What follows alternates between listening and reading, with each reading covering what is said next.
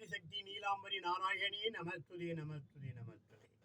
இந்த பிடிபி சேனலிலே நாயன்மார்களினுடைய திருப்பெருமையை ரொம்ப பிரமாதமாக சொல்லிக் கொண்டிருக்கின்றோம்.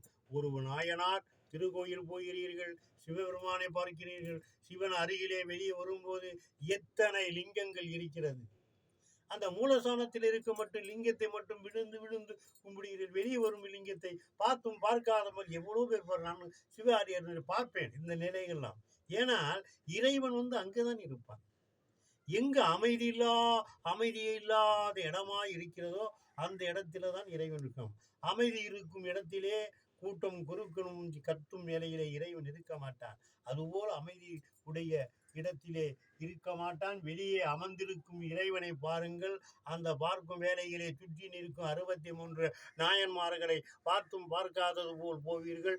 அதனால் இந்த நாயன்மாருடைய சிறப்பு என்ன, இதையாவது காதில் கேட்பீர்களா என்றுதான் இந்த பிடிபி சேனலிலே ரொம்ப பெருமையாக சொல்கிறோம். இவர் அமரநீதி நாயனார். இவர் பேர் அமரநீதி நாயனார். பழையனார் என்னும் பழம்பொருள் பதியிலே வாணிகர் குல மார்பில் அமரநீதி நாயர் என்று சிவ அடியார் தோன்றினார். இவரிடம் பொன்மணி முத்து மாலை பல செல்வங்கள் எல்லாம் சொலித்து விளங்கும்.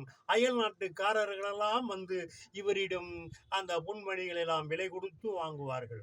ஆனால் அத்தனை செல்வங்கள் இருந்தாலும் சிவ அடியார்களுக்கெல்லாம் கேட்பதெல்லாம் கொடுப்பார். என்ன வேண்டுமென்றாலும் கொடுப்பார். அப்பேற்பட்ட ஒரு வல்லமை உடையவர். அமுது படைப்பார்.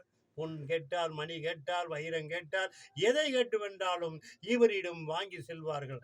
ஆனால் யாரும் இவ அடியார்கள் அளவுக்கு மீது ஆசைப்பட மாட்டார்கள். உடம்பிலே நகை போட்டும், கழுத்திலே சைன் போட வேண்டும், அப்படி என்னெல்லாம் கொள்ள மாட்டார்கள். கேட்க மாட்டார்கள். அவருக்கு வேண்டுமா என்று அள்ளி அள்ளி கொடுப்பார். வாங்க மாட்டார்கள்.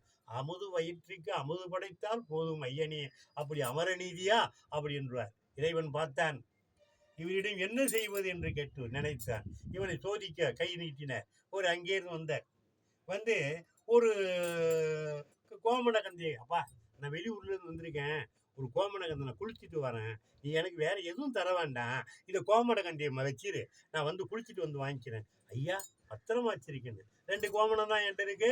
ஒன்று குடிக்க எடுத்து போயிருக்கேன், ஒன்று உன்ட்ட கொடுத்துட்டு போயிருக்கேன். அதை நான் கட்டிக்குவேன். சரிப்பா. வந்தார். கோமணக்கந்தைங்க கையை காட்டினா அது மறைஞ்சிருச்சு. ஐயா வச்சிருந்த கோமணக்கந்தியை காணும் ஐயான்னு. என்னப்பா இது, எனக்கு அந்த கோமணக்கந்தை தான் வேணும், நான் என்ன செய்வேன்? சரி, நான் இன்னொரு கோமணக்கந்தை வச்சிருக்கேன்ல, அது இடையில வைப்பேன், நீ என்ன பொருள் வைக்க அது சமமாக இருந்ததுன்னா நான் வாங்கிக்கிட்டு போகிறேன் அப்படின்னு. சரி இருக்கிற என்ன கோமணக்கந்தை தானன்ட்டு அவர்கிட்ட அளவில்லாத பொருளும் திராசிலே வைத்தார். திராசி இறங்கவில்லை. கோமணக்கந்தை தான் கீழே இருந்தது. அதுக்கு அடுத்தது தன் மனைவியும் தன் மகனும் அவரும் அந்த திராசில் நின்ற பிறகு கோமணக்கந்தை மேலே ஏறியது, இது கீழே இறங்கியது. அப்போதான் அளவில்லா பெருமை உடையவர். ஏனால் இதற்கு மேல் நம்ம என்ன செய்வது?